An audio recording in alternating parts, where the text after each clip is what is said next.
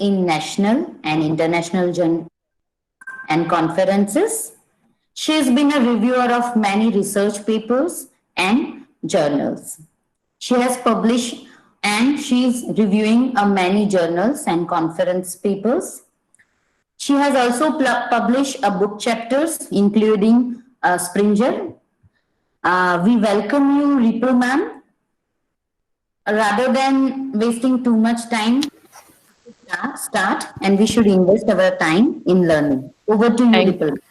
thank you so much, Anita, for a wonderful introduction. Good afternoon, guys. So today I am delivering an expert on an introduction to machine learning and deep learning. So aim of my lecture, expert lecture today is I want you guys give fundamental or base for working in the machine learning as well as deep learning. And I don't want to scare you people. That's why I haven't include all the maths in this lecture. I have only considered fundamentals and most of the applications. So these are the content I will cover today. First, I will go through the overview of the machine learning, what is machine learning and what is the aim of machine learning. Then I will discuss with you guys the basic models of the machine learning.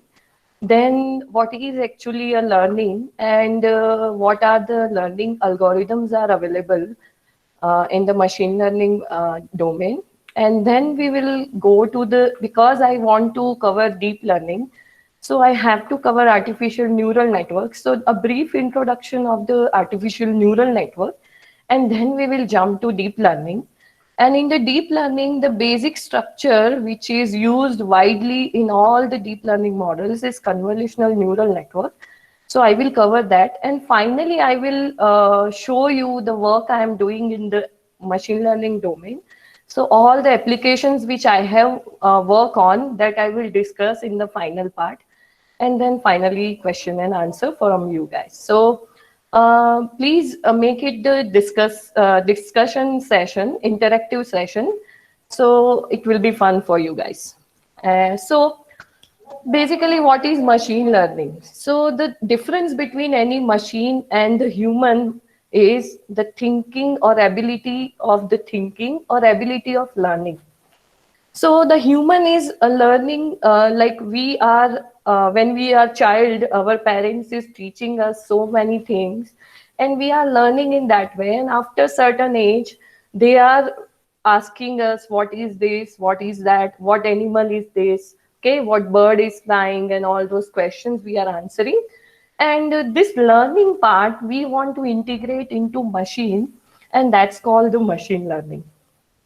So we are making an ordinary system like laptop or any PC or any GPU. We are making these systems and we are integrating the AI, artificial intelligence, into the system.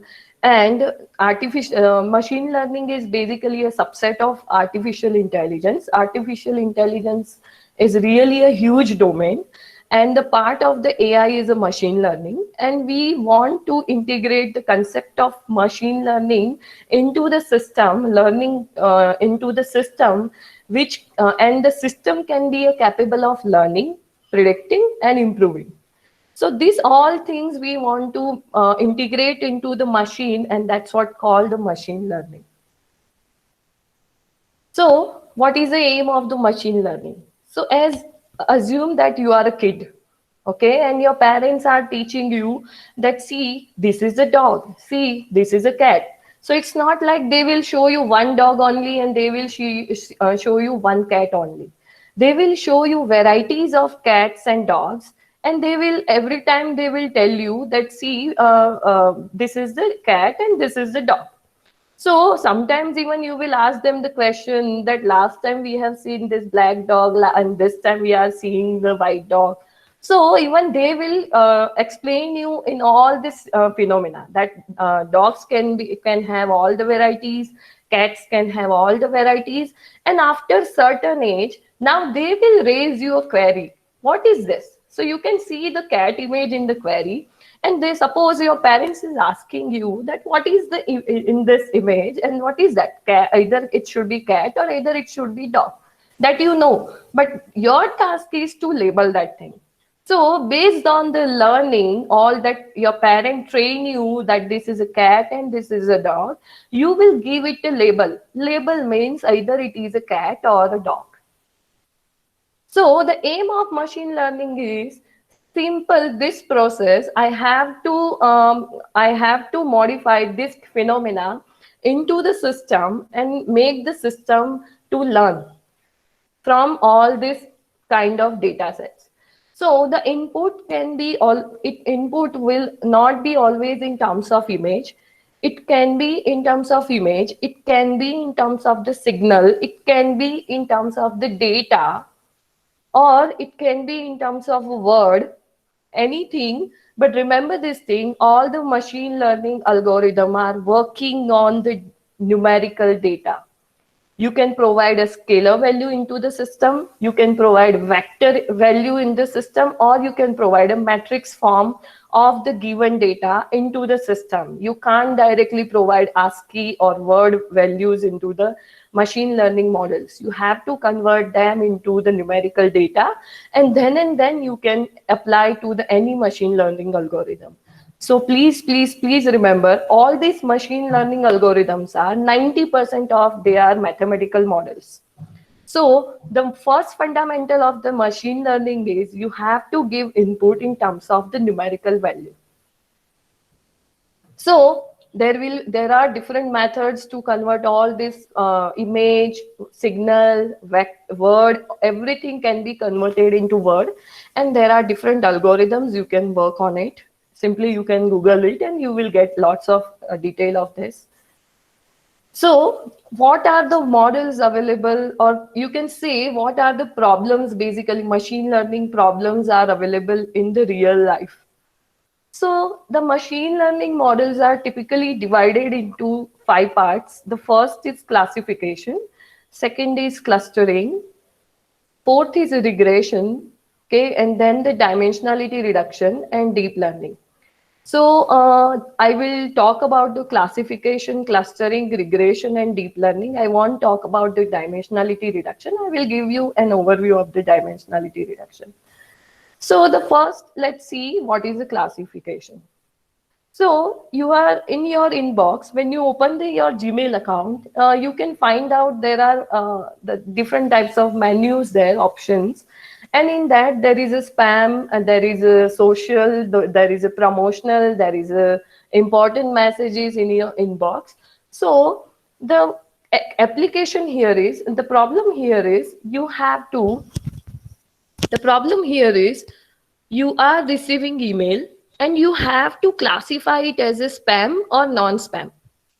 Okay, so in that, you first, what you will do in this, you will now basically most of the spam mail or email can be classified using the words which have been used in the that emails. So what you are doing, whatever words you are getting from that email, you are taking it, you are converting that words into vector, and there are so many algorithms for converting those words into vectors.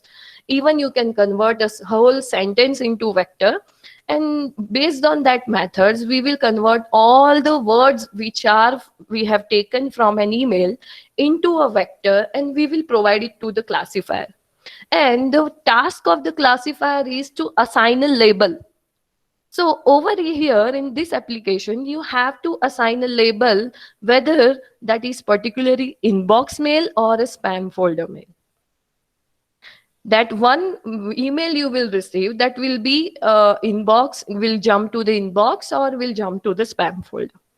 So the assigning label to, yes, assigning label to any email, okay, or any kind of input data is considered or is known as a classification process, where you are classifying your data.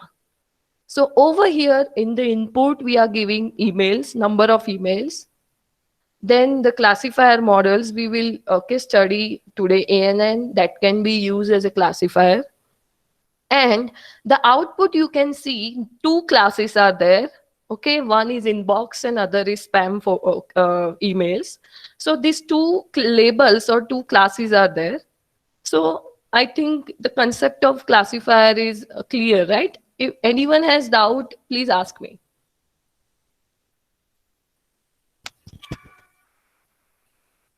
So I assume you don't have any doubt. Then let's jump to the example of classifier. So just now I given you people the example of cat and dog. Now assume that I'm measuring the height and width of the cat and the height and width of the dog. Now can you see, if I plot whole data of the height and width of the cat and dog, I will get the two-dimension representation like this. Now question here is, you have classifier, basically what it will do, it will not assign simply label. It will design the algorithm, okay, and based on that it will assign the label. Now what it will actually do, classifier. So you can clearly see that there are two kinds of data are available in this space, two-dimension space. First is respect to cat and second is with respect to dog. So the asterisk, red asterisk we have defined, those samples belongs to cat. And this blue plus marks we have defined, those samples belongs to dogs. Now, a classifier will define one decision boundary, below that and upper that, okay, above that, below that, all the whatever samples are there, they will be assigned to class 1. And above that, whatever, okay, whatever samples are there, they will belong to the other class. So basically, this line, if I consider it as a straight line, then that will become a function like y is equal to mx plus c. And we all know that when y is greater than mx plus c, it can be defined as a cat, and y is less than mx plus c, it can be defined as a dog. So the function of classifier is to choose optimum m and c, slope and intercept of the line, which perfectly classified cats and dogs. I repeat again, okay? So I am defining decision boundary. The classifier will define the decision boundary. Assume that it's a straight line. We all know that a straight line can be represented as a y is equal to mx plus c. And when y is greater than mx plus c, all the samples which belongs to this range will be assigned to the class 1. And when y is less than mx plus c, the rest of the samples will belongs to the class, another class, okay? So the point here is, how can I choose this optimum line? Now you guys can see here that there can be 1,000 number of lines in between this, which it can be classified into two classes. So in the classifier, we are using optimization methods like gradient descent and other optimization methods. But mainly in all these models, gradient descent algorithms is used widely. And gradient descent method will find out the optimum value of slope m and intercept c, which will give you best line, which can classify and will give you best result. Okay.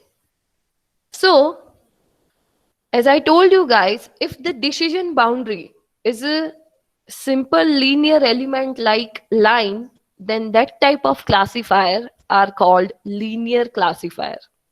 I repeat again, you can see here two figures. The first figure, I'm showing you there is a line in between two classes. One class is blue, second class is green. Okay, and we are defining one line which is dividing two classes, and that is called boundary decision boundary. When decision boundary is linear in terms of line, okay, then this type of classifiers are called linear classifiers.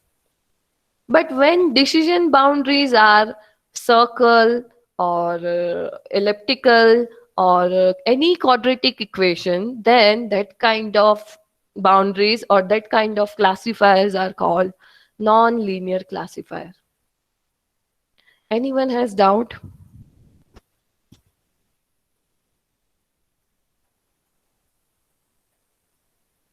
Okay, fine. I assume you people don't have doubt. Then let's jump to the next classification. So there is another classification. So binary classification and multi-class classifiers. So this is another classification of classifier. So in binary classification, you have only two classes, either, and you assign it either as 1 or either 0. And in the second classification, you have multi-class classification where the number of class are more than 1. And normally in this scenario, like assume that if I'll give you one application, when you want to find out that the particular stock, suppose take the ICICI stock, if it will increase or decrease, fine, then you have only two classes, 1 and 0. But if you take other thing, like just now I told you guys that take cat and dog, and suppose third animal, if we include cow, then there are three classes. And that problem is defined as a multi-class classification, whereas in this problem, first problem is defined as a binary classification. So it's depend on your application, and in the application, your number of label or number of class defines which classification you want to use. So next model or the problem, machine learning problem, is regression. So you all know this insect which is called cricket. So this cricket insect is chirping a lot during the summer, and it's chirping less during the winter. So the question here is, some researchers has analyzed on this data that how many times per minute this cricket bird is chirping. Like suppose if there is a first sample is at 5, so within that minute the cricket is chirping 5 times. So likewise, I have like the researcher has the gathered the data, and then they are giving it to you because you are a data analytics or a machine learning engineer, and they are giving it to you and telling you to find out the relationship. So in that case, first thing is you will plot the data, and you can clearly see the data we are plotting. It's versus a cricket chirp per minute versus the temperature in Celsius. So you want to find out, and clearly you can see when you plot the data is that this relationship is the linear. So one question you should have is when you should use the linear element, when you should use the non-linear element.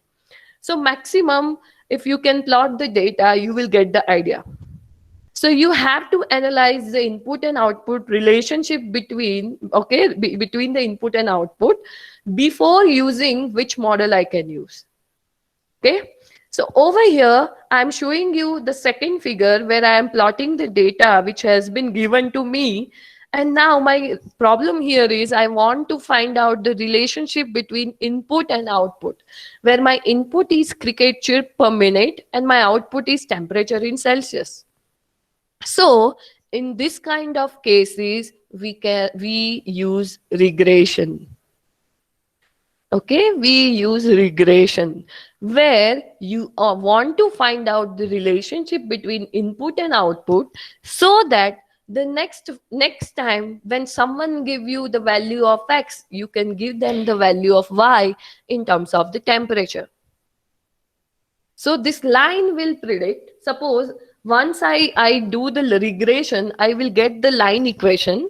And now you are giving me that cricket chirp per minute is 75. So I will use that equation and I'll give you what will be the temperature. So this is just one example where this regression concept is used. So the regression can be of two types, linear regression and polynomial regression. So when the line you are fitting, so line concept is y is equal to b0 plus b1x, and you people all know that a line is a linear element. So that's why this concept is called linear regression. And when that fitting, okay, fitting curve, it's if it is a curve, if it's a elliptical curve, and sometimes it can be a polynomial curve. Okay, so in that case this kind of regression will be called polynomial regression. Okay, and this concept you will get, okay, how you can apply simple linear regression, and how you can, when to know that when to apply linear regression and when to apply polynomial regression. So in that case you have to plot the data, and then that is depends on the mostly user, which will be providing which kind of curve they want to fit to the data. So this is the difference between linear and polynomial regression. And obviously, can you guys see here that in linear polynomial, y and x is given to you. You have to find out b0 and b1 using the optimization method.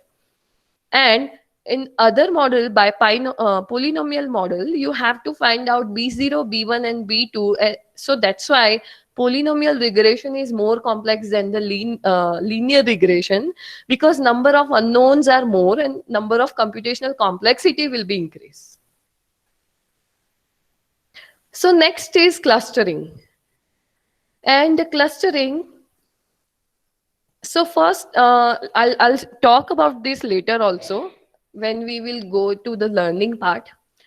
So sometimes rather than assigning label, you want to divide them into groups.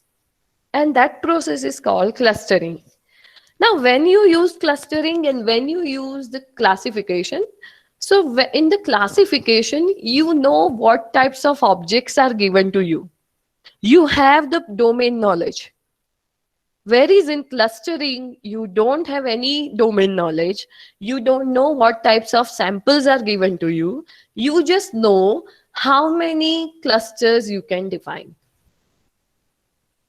And this is the clustering mainly used when you don't have domain knowledge and you just simply want to divide them or simply want to cluster them. That process is called clustering. There are so many methods of the clustering, and k-means clustering is a famous. After that, the extension of k-means comes fuzzy k-means clustering, where the concept of fuzzy is integrated into k-means. Then the mean shift clustering algorithms, spectral algorithms, all are the clustering algorithms. Okay. So here, see here, I'm showing you one example. So first you can see the black dots. And the question here is to ask the user how many cluster you want. So suppose we are using k-means clustering, which will k means how many number of cluster you want to define. So suppose user is defining I want 2 clusters. So in that case, your data will be divided into 2 cluster. Now user is telling I want 4 cluster. Okay. Then in that case, your algorithm will be defined, okay, divide all data into 4 clusters. And suppose someone said, no, I don't want 4, I want 6 clusters. So in that case, my data will be divided into 6 clusters. And you can see here that the original input data, now they are divided into 6 clusters, and 6 all clusters have been given the different shapes and color. Okay, so this is called the clustering. So now we are jumping to the learning algorithm. Basically, how we want to apply, how we can make the machine to learn. So, as I told you guys that there are 2 processes we will see, that is testing and training. And before that, let me tell you how this happens. So, assume that first time your parent taught you that this is a cat. Okay, so in your mind, you have make one image. Okay, cat can have black color. Cat can have 2 ears. Cat can have, okay, like one model is built in your brain.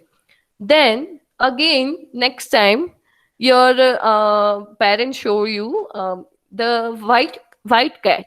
Then you have changed in your mind. Okay, cat can't be always black, but it can be a white also. But some of the features will remain same. So this is how you are learning your system. Okay, you are learning your system. every time new sample comes into the system. So same we are doing here. So one by one input sample is given to the system, okay? And based on the system will calibrate their learning things. So basically learning means finding out the perfect weight for the system. So over here, I told you guys, suppose I have to learn one line curve fitting y is equal to mx plus c. Then m is my weights. And that weights I have to find. So system, what it will do, it will provide one by one sample, learning to the learning method. Learning method will calibrate it. It will provide to the system. And based on that, the training and testing have been done. So what is basically testing and training? So let's see what is training and testing. So the first figure in the middle you guys can see is you have been provided a data. Now part of that data, suppose assume that you have been provided 100 samples. Now from that 100 samples, I will take 70 samples to train my system. And my system will find out the perfect line, okay? And that perfect line means perfect weights. And it will find out the perfect weight which can divide two classes perfectly. Now whatever sample left, 30 sample left, now that sample will be provided to the testing, okay? And it's not necessary that if your system works 100% in your training phase, it will work 100% in your testing set. Because though it belongs to the same data set, okay, we engineers try to make the distribution of that data same, but sometimes some outliers or some other noise in the data, your testing data will not perfectly work on the input on the classifier data. Okay, so this is part and remember this thing, that whenever your data set has been given to you, these are the standardized proportion. We take 70, 15 validation and 15 testing, and sometimes that portion is also ranging in between 80 to 20, but most of them we are giving it to the training. Okay, so this is called training and testing, where in training phase we are teaching particular system that you have to work accordingly. This, like cat has whenever the image of the cat has been given to you, in the output you have to give 1, and when the in the input dog image has been given to you, you have to give in the output 0. Now, as I told you guys, that in the input data set, if I'll give you white cat image, then my testing data set, if I'll give black cat image, it should work. But obviously, the feature will be changed, everything will be changed. So you won't get perfect result, but almost perfect result. So this is called training and testing phase. Fine. And based on this, let's talk. So these are the things. Training is the process of making the system able to learn. And no free lunch rule. That means, remember this thing. Machine learning model, okay, in every application is different. You can't use one machine learning model for every application. So for you have to find out what are your requirement, and based on that you have to choose your machine learning model. And normally we are preferring that training and testing set we are using same distribution. Okay, and sometimes we are making assumption if we don't have any perfect data. So let's jump to the next classification of the learning method. Machine learning methods, okay, learning methods can be divided into 3 parts: supervised learning, unsupervised learning, and reinforcement learning. So we will mainly talk about the supervised learning and unsupervised learning, and I'll give you brief about the reinforcement learning. So supervised learning. So the supervised learning means there is the machine learning model where testing and training both are available.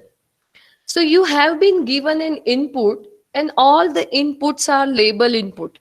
Annotations, okay? All the inputs are annotated. Suppose over here, you guys can see that in the input, we are giving grapes images, right? So we will tell the system that whatever input I am giving, that is grape. Another input I am giving, this is grape. Third input I am giving, this is grape. Once I will train the system, now I am testing the input by giving the another grape image, and now system should tell me whether it is a grape or not. Fine. This is called the supervised learning, where, remember this thing, sometimes this call concept is called like, in the suppose when we are teaching the students, okay, so the classroom teaching is supervised learning, because a teacher will teach you, and after that in the exam, okay, exam is your testing phase, whereas in classroom teaching is your training phase. So whatever classroom teaching where teacher is teaching the students, the whole concept is called supervised learning, where the presence of teacher is available. Now, can someone tell me in supervised learning over here, who is the teacher?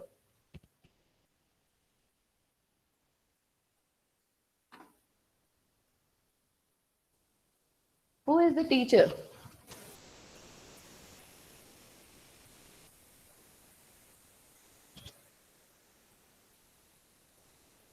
Who is the teacher here? So, teachers are annotations, the labels. So, if they have given you the label, they are the teachers. Means here, whenever in any system, any machine learning model, if you are using the labels which you are giving into the system, that system becomes the supervised learning. Okay, let's see unsupervised learning. So, supervised learning, there are so many models we are using: CNN, convolutional neural network, backpropagation neural network. All these methods are using supervised learning. Let's talk about unsupervised learning. Now, can you guys see one difference between supervised and unsupervised? Is that no presence of the label or annotations. So, may I say that no presence of the teacher? Fine. So, over here, input is given to you. You will learn by yourself, you will divide them, and you are getting the output. So, all clustering methods are unsupervised learning. In the CNN also, there is a one method called autoencoder, that is also unsupervised learning. Fine.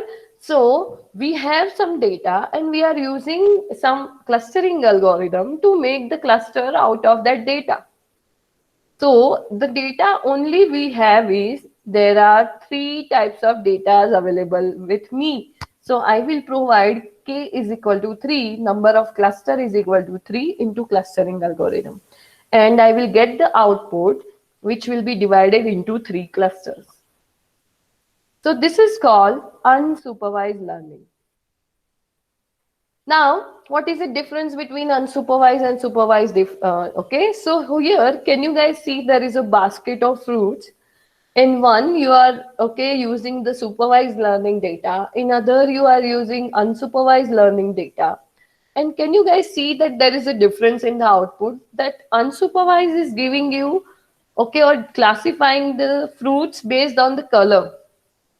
Whereas in supervised learning is exactly classifying them, that apples, bananas, and cherries and other fruits. So likewise, this is a difference, because in unsupervised, you don't have information how many what kind of fruits are there. You have just the information, okay, there will be a color, different color. So this is the case in between unsupervised and supervised. Now next is reinforcement learning. This learning is also called semi-supervised learning. And we know that right now So global warming is really a worried phenomena right now because of the mankind. Okay, so whatever we give to environment, environment is giving us the back. If we give good to environment, environment will give us the rewards. Rewards in terms of the, okay, all the weathers perfectly working fine. Otherwise, you can see, and like in Gujarat, this is a scenario that when 8 months of summer season nowadays and 4 months maximum, or 5 months, there will be a winter and this combination of monsoon seasons. So what I am saying here is that reinforcement learning means whatever input you will take, and based on that action you will define. Action in the sense you have to increase your weight or decrease the weights, and based on that your rewards and observation will be defined. If you are getting your action and if it is not working properly, you won't get the reward. You will be punished in the terms your weight will be decreased. And if you are performing some action and it is giving you the good result, then you will get the reward in terms of the increase in the weight. So this is called reinforcement learning. And basically our parents, okay, whenever we are doing something, our parents appreciate it. Whenever we are not doing good, they will criticize us or, okay, punish us. So this kind of learning is called reinforcement learning. Anyone has question in the learning part? If not, I can jump to the artificial neural network. So let's talk about the artificial neural network. And before that, the word artificial comes obviously from because we are making a model. But before that, the artificial neural network is a phenomena which is mimicking the brain of the human.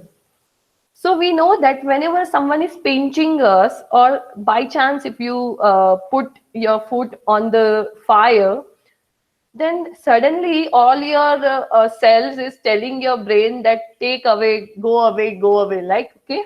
So how this process works? So whatever all the responses from our cells have been sent to the neuro systems, and then that neuro system is made up of millions of neurons. Now one of the neuron I am showing you, and there are some of the parts I want to explain you guys. The first one is a dendrite, where one neuron will receive the inputs from the other neuron.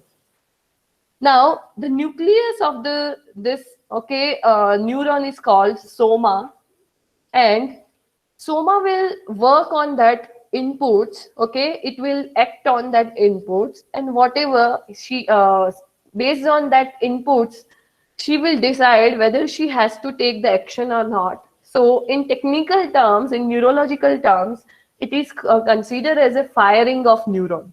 If you take action based on that, it will consider as a firing. Otherwise neuron is not taking any action and ignoring all the inputs.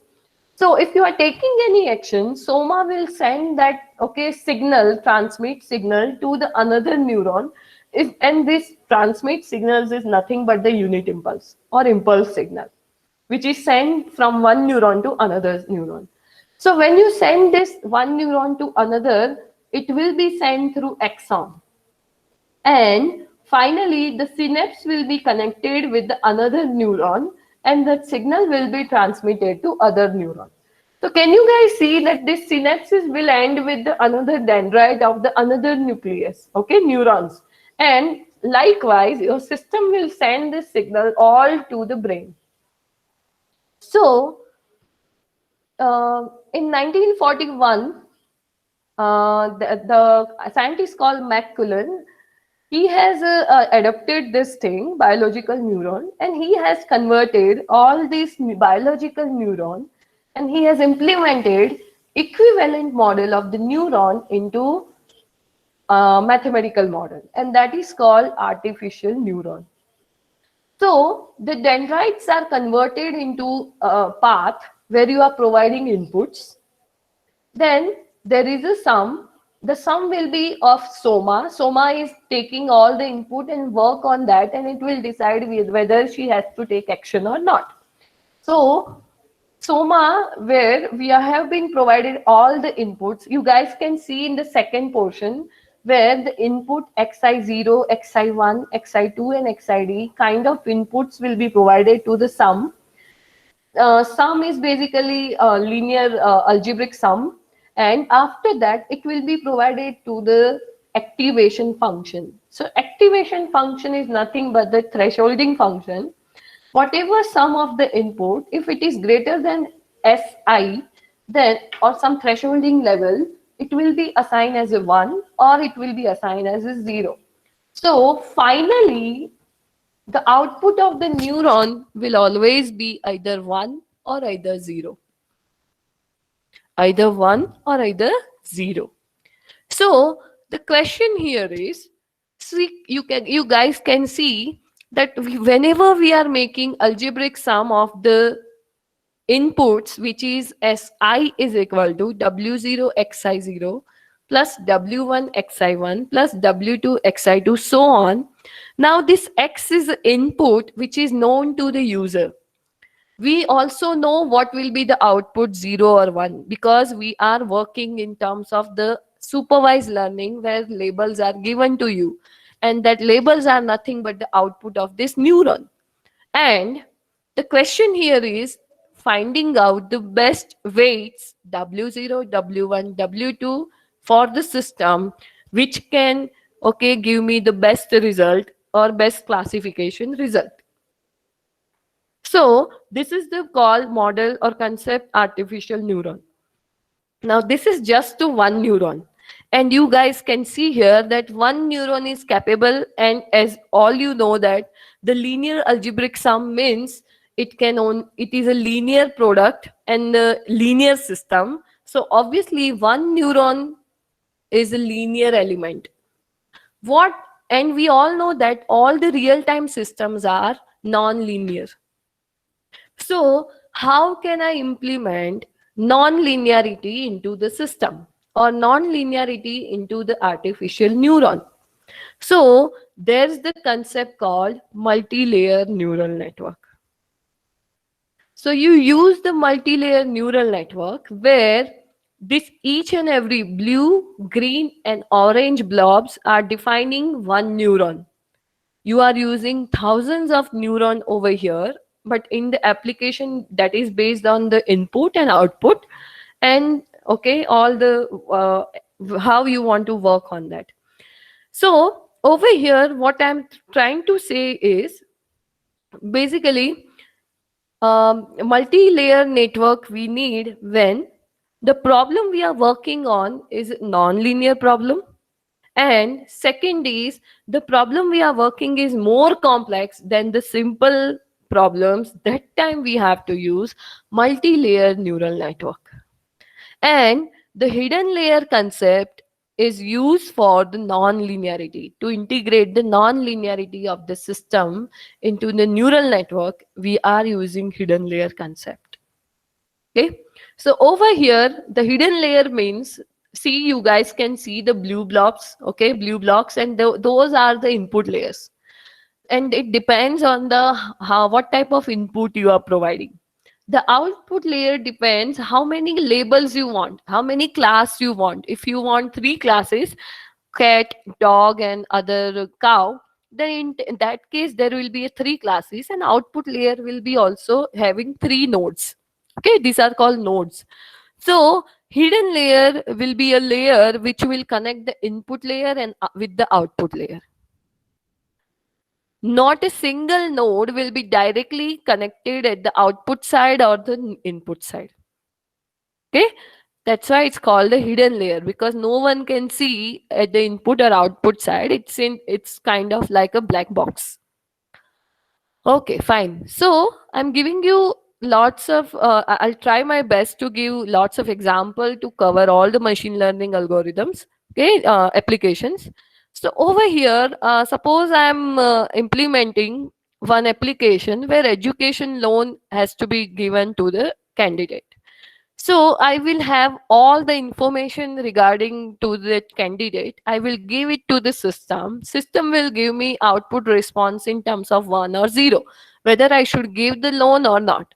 So based on all the attributes over here, I have used which region it's belong, how much education he or she has, how much percentage he or she has, what is the age of the candidate, sex of the candidate, whether it is a female or male.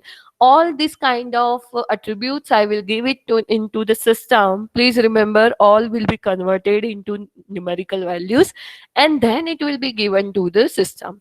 And then in the output, I will get my response whether I should give the loan or not. So this is the one example where artificial neural network has been used. Second example, this is a famous MNIST dataset where the numeral handwritten numeral image is given to you between 0, 1, 2, and up to 9, and your task is you have to classify them. So whenever the data is given to you, suppose you have been given a image of 9, handwritten image 9, then your output should be also 9. So in that case, you guys can see that input is 784 neurons because I'm directly providing image. My image is suppose 92 by 92 size. Then I'm converting image into binary and pixel. Wherever you can see white pixel, it will be 1, black pixel, it will be 0. So I can form a one vector from the one image, binary vector, and I will provide that vector into this network. And finally hidden layer and all two hidden layer I am using, and finally I am getting the new output layer, which is our output. And in the output there will be a 10 nodes, because we are giving 10 types of different inputs image, 0, 1, 2, 3 up to 9. And in the input we are giving 784 neurons, because the size of my vector will be 1 into 784, means one column will be there, column vector will be there, where 784 elements will be there. So that's why my input side there will be a 784 nodes or neuron will be there. So this is another example of MNIST dataset, famous ANN example. So now I'm jumping to deep learning, and before this, anyone has question related to machine learning or anything else?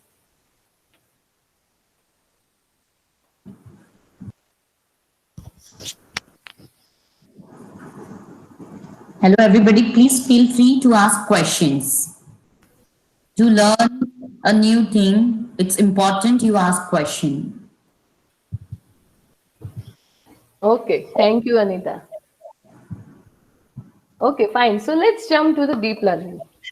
So as I told you, machine learning is a subset of AI, and deep learning is again a subset of machine learning.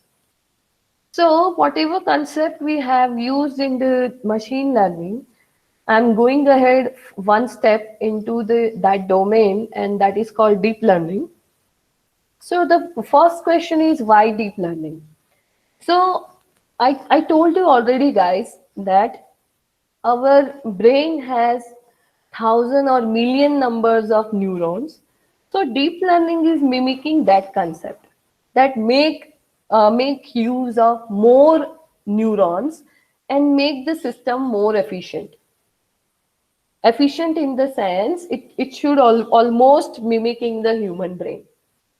Second is, the good thing about the deep learning is in ML you have to provide features, because the thing is, many algorithm, many work in that domain says when you provide direct input, you won't get the proper output, or you don't want get the efficient output. But when you use the feature of that particular input, whether it's image, signal, or anything, and then you provide to the system, it is classifying them perfectly. So the feature extraction stage is used in the machine learning at so many places. Okay, where is the good part of deep learning is, See, the thing is, in the ML algorithms, the user will provide which feature it has to select, which features it has to provide into the system. Whereas in deep learning, you don't need to choose all these things. Deep learning or the network itself will find out the best feature and it will provide to the system.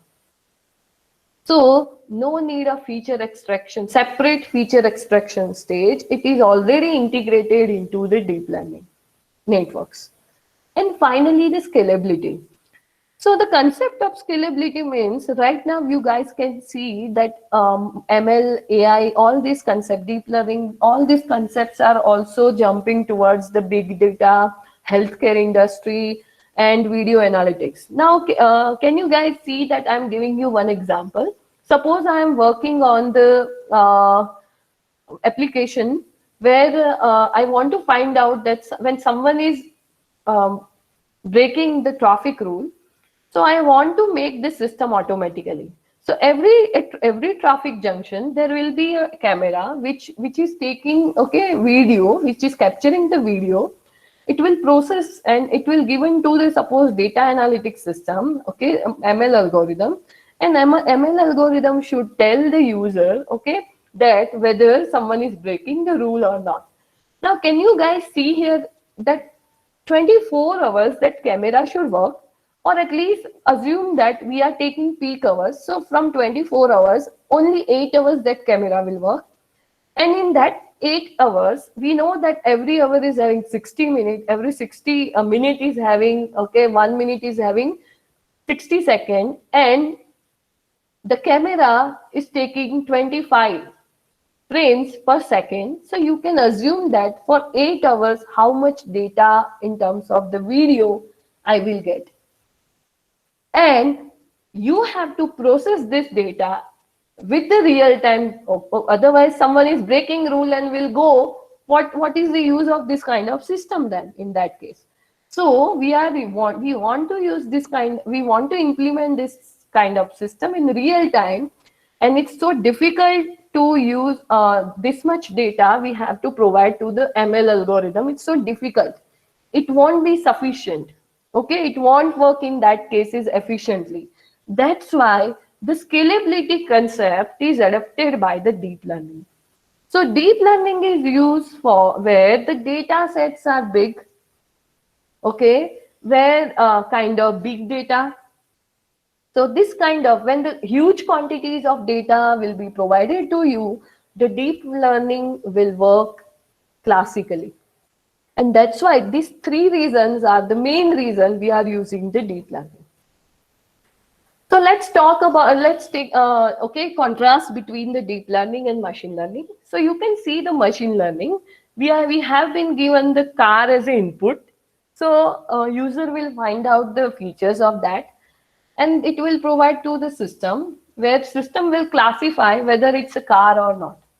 Whereas in the deep learning, you simply provide whole image into the deep learning network. Deep learning network will find out the best suitable features, and then it will provide to the classification, and finally you are getting the whether car or not car. So please remember this thing. That's why, see, in the machine learning algorithm, people should have the domain knowledge, because you can't extract feature like that. You have to have some knowledge about the features extraction, and then you can work on this application. Whereas in deep learning, you don't need any background info of this kind of features extraction methods and all, because in the deep learning, it will be done by itself. So that is again the advantage of deep learning. And second thing is, all the machine learning algorithms are working on all the mathematics. Whereas in deep learning, it's all about the architecture, not about the maths. So if you are like scared from the maths, then I suggest deep learning is a wise decision. Next application of the deep learning is, you have been given a different kind of features, face recognition, where you can see here that in the input I am giving directly feature image. that image will be passing through all the stages of the deep learning, and they are the hidden layers. As I told you guys, that the layers which are in between input and output are called hidden layers, and they will finding out the perfect features. As you can see here, at each and every node, what features I am getting, that I am showing in the below last bottom row. So at the first, it will identify edges. Next, it will identify combination of edges, means horizontal and vertical. And finally, it will identify perfect features like nose, mouth, eyes, and all. And finally, it will output whether the given image is of George or not. So this is how deep learning works. It will find out the best features and it will provide it to the finally another neural network. Okay, fine. So till now, anyone has doubt, or should I go ahead? Okay, let's jump to the convolutional neural network. Why I am considering convolutional neural network? Because in each and every deep learning architecture, you will see CNN is a basic element. So let me tell you what is a CNN. So let me revise you guys the concept of the convolution.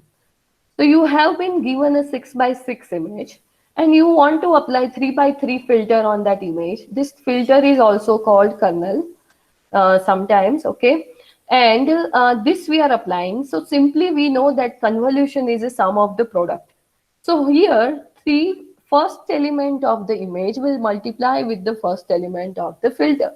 And such likewise, all the 3 by 3 patch of an image will multiply with this 3 by 3 filter and will result in -5. But can you guys see that this filter can be superimposed on this image at not 3, but it will start from 5. So that's why my resultant image will be 4 by 4 output. Why? Because when you superimpose, the condition will be that each pixel should be superimposed on each pixel of the image. So if you superimpose all 3 by 3 filter on the image, and if you start from 3, the portion of the image will be blank and you don't know where to get this because you haven't been provided that info. So that's why the disadvantage of this kind of convolution, where we are not using zero padding, is all the border information will be lost. All border information will be lost. And yes, even though you are giving input as a 6 by 6 image, you will be getting 4 by 4 output. Why 4 by 4 output? Because the first row and first column will be removed because you can't superimpose whole 3 by 3 filter if you consider that pixels. So that's why your output will be 4 by 4 output. What can I do to avoid these things? So what I can do is I can pad the 0 in the outer region. One row and one column I can add with the 0. Okay, 2 columns and 2 rows, sorry. And I will apply 3 by 3 filter and I can get the same 6 by 6 output. Okay, and this will remain same. So this is with the padding. This was without padding. So mainly in the CNN, we are giving input where our input is images, and that images are 6 by. Suppose assume that those images are RGB image. We all know that any images consist of 3 planes RGB image. First plane belongs to R, red spectrum. Second belongs to green spectrum, and third belongs to the blue spectrum. Now, when you apply convolution, but now the change here is my filter becomes 3 by 3 into 3. Okay, I have 3 kernels and that will be applied to respective planes. First will be applied to R, second G, and third is blue. And then I will do sum of the products of all 3 planes, and finally I will get one element. Assume that it's a -5. So likewise, you can do the convolution with the RGB image. So this process, see here I am doing like this. So first you will apply convolution, then you will apply activation function called ReLU. Okay, and what ReLU do is, whatever information in the image, okay, which will resultant image after convolution, if you pass through ReLU will keep only the positive content, negative content will be suppressed to zero. So the concept of ReLU is keep the response, maximum response or greater than zero response as it is, rest of them make it zero. So this is the function of ReLU activation function, and in most of the convolutional neural network, we are using ReLU activation.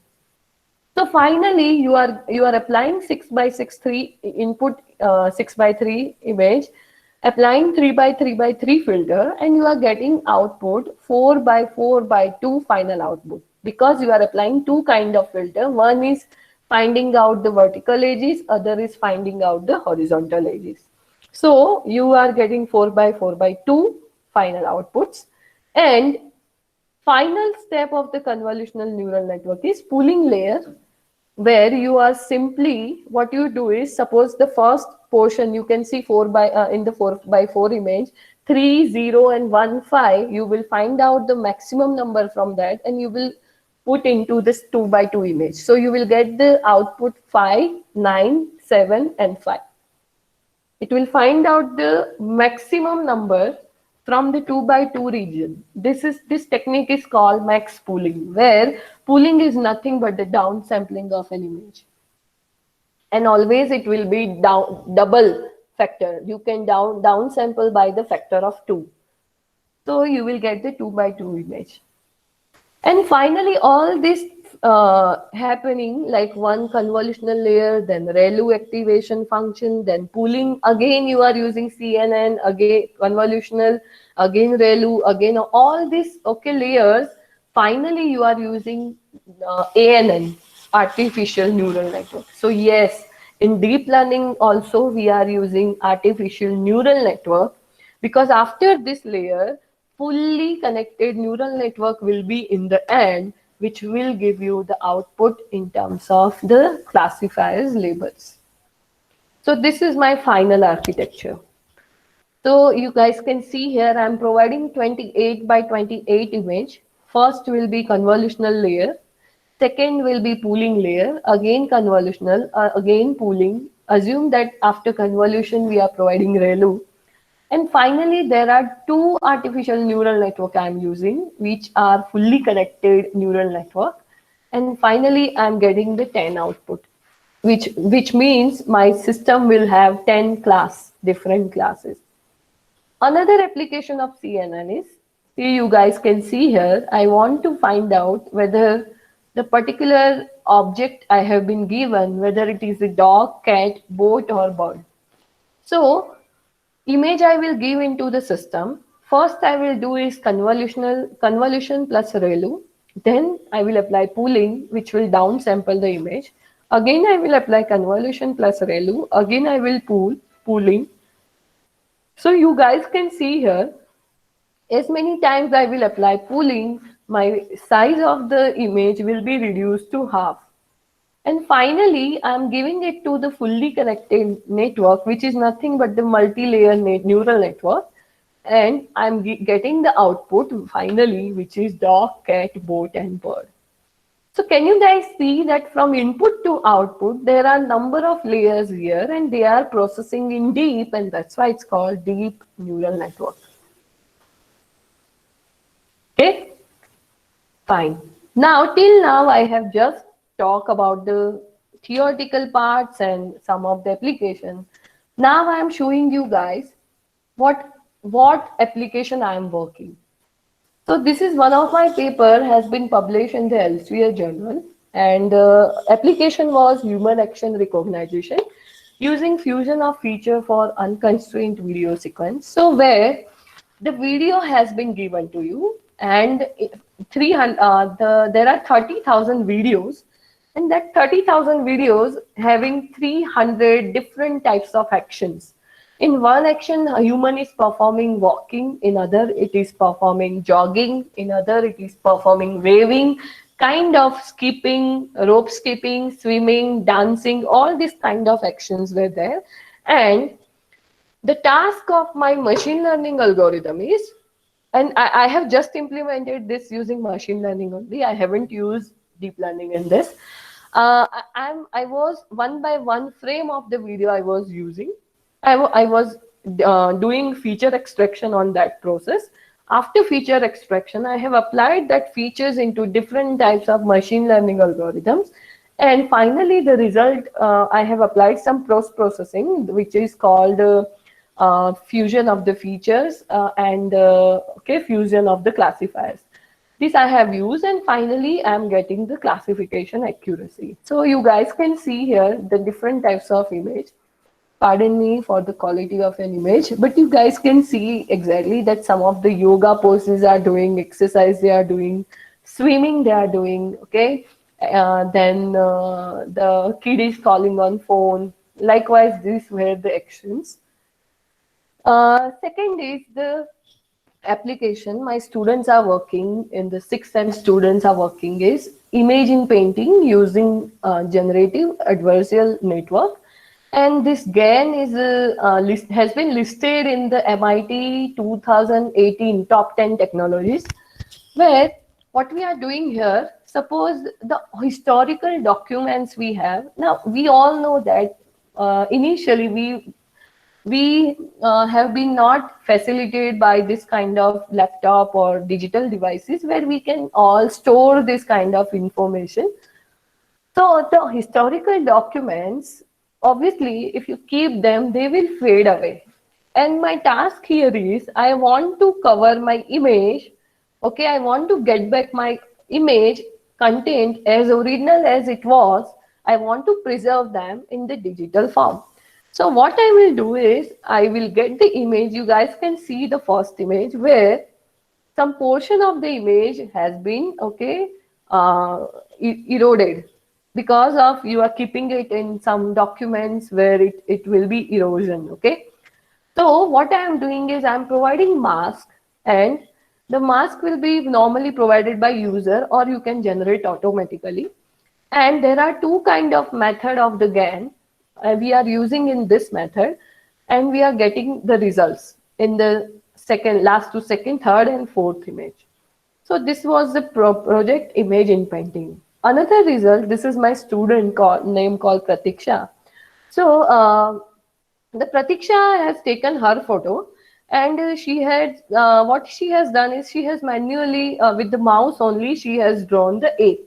Now we are providing mask with the A, and third and fourth image you can clearly see we are using the GAN to find out the portion of this. We are predicting what it will be, what those pixels intensity values, all from this deep learning algorithm called GAN.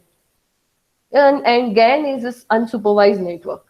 Okay, fine. Next is crowd scene analysis, another student project where what I am doing is you have been given a crowd and the images, and you have to find out whether the crowd is present in that image or not. This all should be done automatically with some computer vision and the machine learning algorithms or deep learning algorithms. As you all people know that during this COVID 2019 pandemic, we have been instructed not to gather. So we can use this model in that form also. So where the crowd scene analysis, where we are finding first the pedestrian in the image, and then we are correlating them, and we are giving all those special data into the neural network to find out whether crowd is present in the image or not. So this is another application of the machine learning where the contraceptive method among the women we are predicting using the machine learning techniques.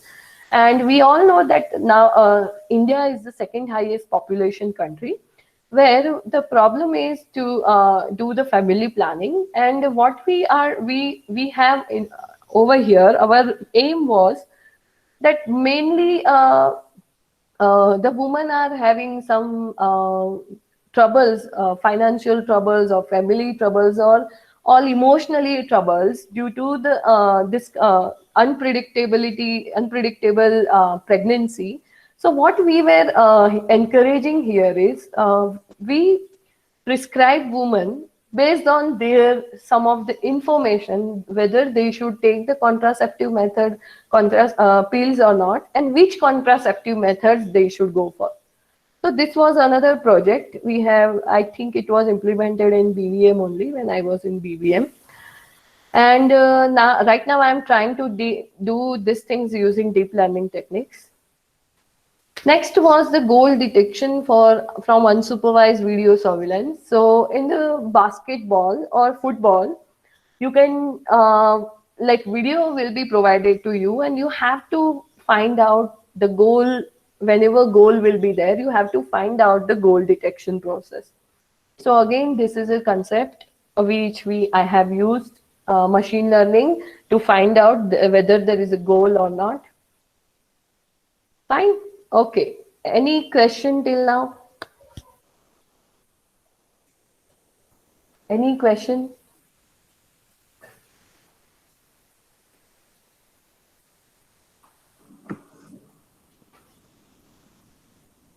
Ma'am, can you go to the slide 30? 30. Okay, 1 minute. This one? No. 29 then. Neural network one. Neural network one. This one? Yeah, this one. So, ma'am, actually, I wanted to know what input layer means, what we are given actually in input layers. If you are giving binary image, it will be 0 or 1. If you are giving grayscale image, it will be intensity value in between 0 to 255. And if you are giving RGB image, it will be converted into the vector form. 3. Okay. Uh, Okay, yes, ma'am. Thank you. if you are giving signal, again, it will be a vector. Okay. But whatever you give in any machine learning algorithm, it should be a number. Okay. Okay. Anyone else question?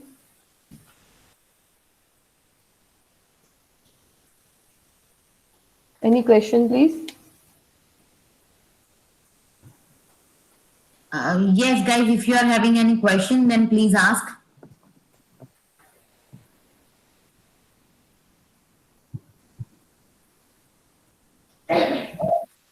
Okay, fine then. Anita, should I wind up?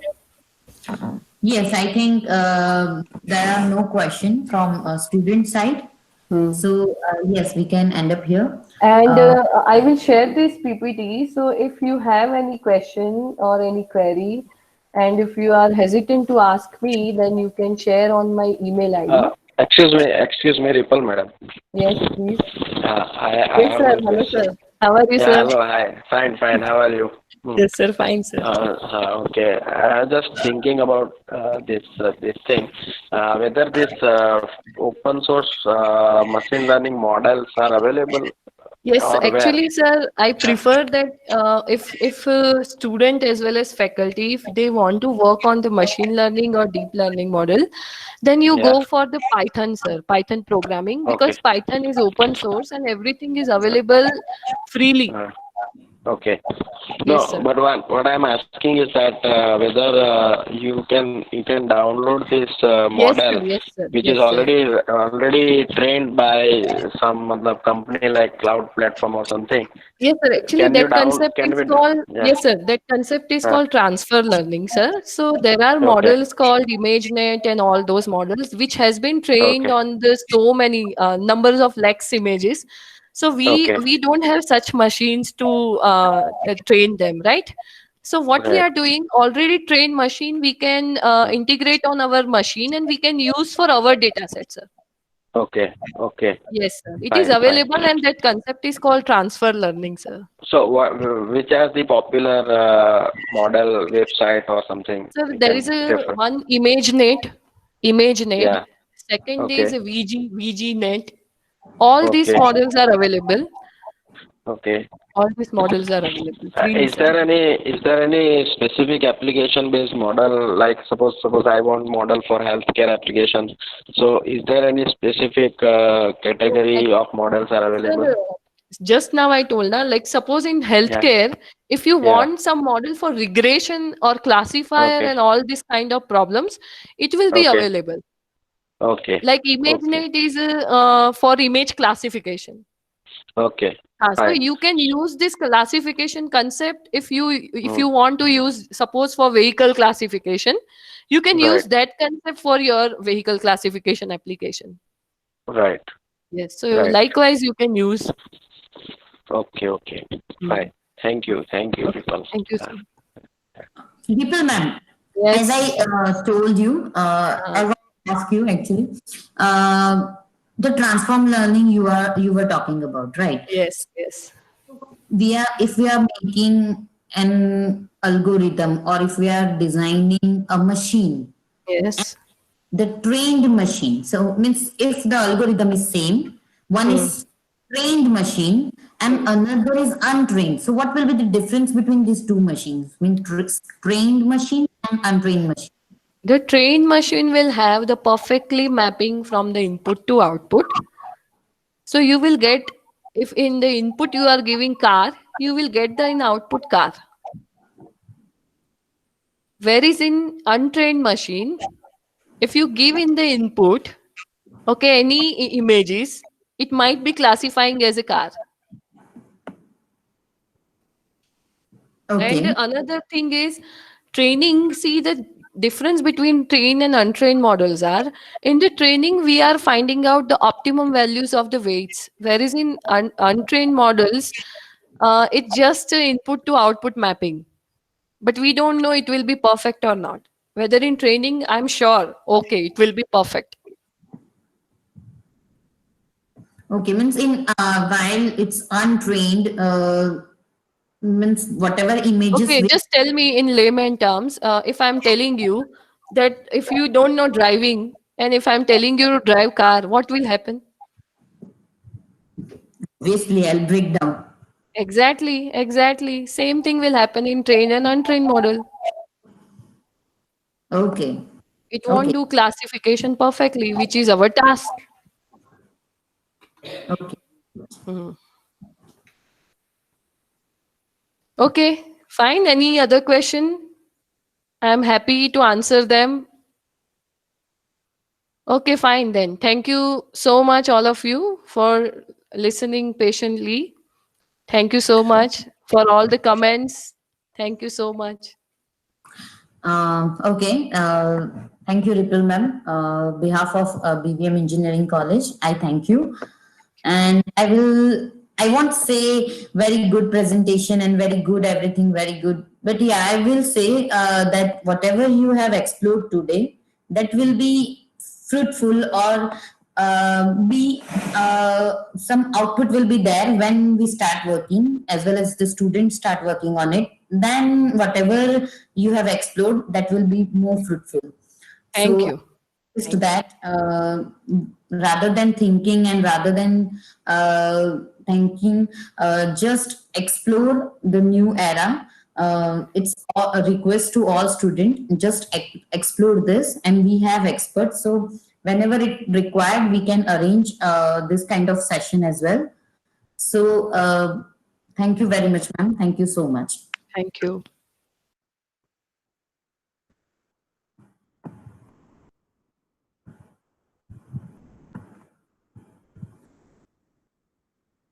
Okay, here we are ending our session. So if you are having any question, please stay here. Otherwise, you may leave. Thank you, everybody.